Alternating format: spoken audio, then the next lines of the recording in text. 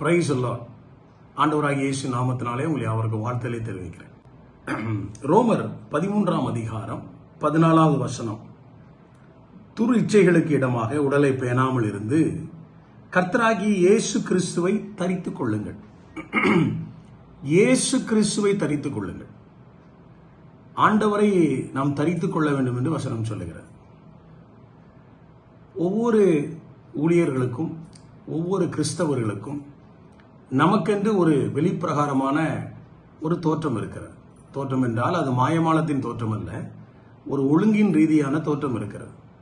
உதாரணமாக சொல்ல போனால், நீங்கள் யாத்ராகம புஸ்தகத்தில் யாத்ராகம் 28ஆம் அதிகாரம் 3ஆம் வசனத்தில், ஆரோன் எனக்கு ஆசாரிய ஊழியம் செய்யத்தக்கதாக அவனை பரிசுத்தப்படுத்தும்படி அவனுக்கு வஸ்திரங்களை உண்டாக்கும் பொருட்டு நான் ஞானத்தின் ஆவியால் நிரப்பின விவேகமான இருதயமுள்ள யாவரோடு நீ சொல்வாயாக. அதற்கு முந்தின வசனம் சொல்லுகிறது, உன் சகோதரனாகிய ஆரோனுக்கு மகிமையும் அலங்காரமுமாய் இருக்கும் பொருட்டு பரிசுத்த வஸ்திரங்களை உண்டு பண்ணுவாயாக. மகிமையும் அலங்காரமுமாய்.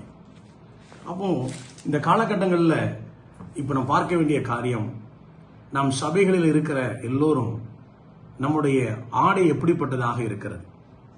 வேதத்தின்படி நாம் பார்ப்போமானால் நம்முடைய ஆடை மிகவும் பரிசுத்தம் உள்ளதாக, அதாவது வெளிப்புற தோற்றத்திலே அது ஒரு ஊழியக்காரனுக்குரிய ஆடையாகவோ இல்லை ரட்சிக்கப்பட்டவர்களுக்கென்று ஒரு ஆடை முறை இருக்கிறது.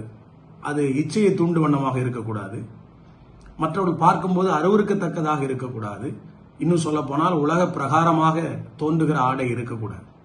நீங்க இன்னும் சொல்ல போனால் அதை இன்னும் அருமையான எளிமையான வழியில சொல்ல போனால் 1 தீமோத்தேயுவின் புஸ்தகம் 2ஆம் அதிகாரம் 10ஆம் வசனம் சொல்லுகிறது, தகுதியான வஸ்திரத்தினாலும் நாணத்திலும் தெளிந்த புத்தியினாலும் தேவபக்தி உள்ளவர்கள் என்று சொல்லிக் கொள்கிற ஸ்திரீகளுக்கு ஏற்றபடி நற்கிரியினாலும் தங்களை அலங்கரிக்க வேண்டும். இந்த தகுதியான வஸ்திரம் என்று சொன்னால் இந்த ட்ரெஸ் ஆஃப் மாடஸ்டி. மாடஸ்டின்னு, அதாவது ஆங்கில வேதத்தில் மாடஸ்ட்லின்னு போட்டிருக்குது. I also want the woman to dress modestly அப்படின்னா, அதுல மூல பாஷையில பார்க்க போனா வெல் ஆர்கனைஸ்டு அப்படின்னு அதுக்கு அர்த்தம். ஒழுங்குங்கிறமா இருக்கிற உடை. இன்னைக்கு நம்ம உடை எப்படி இருக்குது? ஏற்கனவே நீங்க இன்னும் அதாவது ஆண்டவர் உபாகமத்தில் சொல்றாரு 22ஆம் அதிகாரம் 5ஆம் வசனத்துல, நீ ஆண்களுடைய பெண்களும் பெண்களுடைய ஆண்களையும் போடக்கூடாது அப்படின்னு சொல்றாரு. அப்ப இதுல என்ன அர்த்தம்? இன்றைக்கு நம்முடைய உடைகள் எப்படிப்பட்டதாக இருக்கிறது?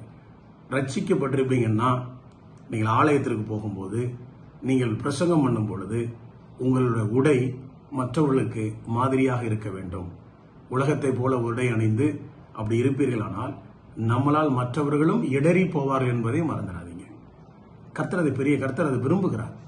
ஆனால் ஒருத்தர் கேட்கலாம், ஆடை என்னோட ஆவிதான் முக்கியம், ஆடை இல்லையா அப்படின்னு சொல்லலாம். இருந்தாலும் ஆடை நிமித்தமாய் ஒருவர் என்ன செய்து விடக்கூடாது, பின்மாற்றம் அடைந்து விடக்கூடாது. அதனால் இப்போ இருக்கிற நாம் எல்லோரும் நம் ஆலயத்திற்கு போகும்போது நாம் நேர்த்தியான உடைகளை, தகுதியான உடைகளை அணிந்து செல்வோம். நாம் கர்த்தரை தரித்து கொண்டிருக்கிறோம். இயேசுவை நாம் தரித்து கொண்டிருக்கிறோம். அவரை தரித்திருக்கிற இந்த சரீரத்தில் இந்த ஆடையினாலே கர்த்தருக்கு மகிமை இல்லாதபடி செய்துவிடக்கூடாது. ஊழியக்காரர்களும் சரி, விசுவாசிகளும் சரி, நமக்கு தகுதியான ஆடை எது என்று தெரிந்தெடுத்து அதை அணிந்து மற்றவர்களுக்கு நாம் கிறிஸ்துவுக்கு மாதிரியை காண்பிப்போம். இச்சை ஏற்படுத்துகிற, இச்சையை தூண்டுகிற, இல்ல உலகத்திலே கவர்ச்சிக்காக எடுக்கிற ஆடைகளை மற்றவர்களை கவர்ந்தெழுக்க வேண்டும் என்ற எண்ணத்தோடு ஆடைகளை நீங்கள் அணிவீர்களானால் அது கர்த்தருக்கு மகிமை சேர்க்காது. நாம் ஆண்டவருக்கு பரிசுத்தமாய் ஆசாரிய ஊழியத்தை செய்ய புதிய ஏற்பாட்டில் அழைக்கப்பட்டிருக்கிறோம். நம் ராஜாக்களும் ராஜாத்திகளுமாக, என் ஆசாரிய கூட்டமாக, ராஜரீக ஆசாரிய கூட்டம் என்று கர்த்தர் அழைத்திருக்கிறார். அந்த ராஜரீக ஆசாரிய கூட்டத்துக்கு தகுந்த விதமாய் நம்முடைய ஆடைகளும் நம்முடைய நடவடிக்கைகளும் இருக்குமானால் கர்த்தர் மகிமைப்படுவார். God bless you.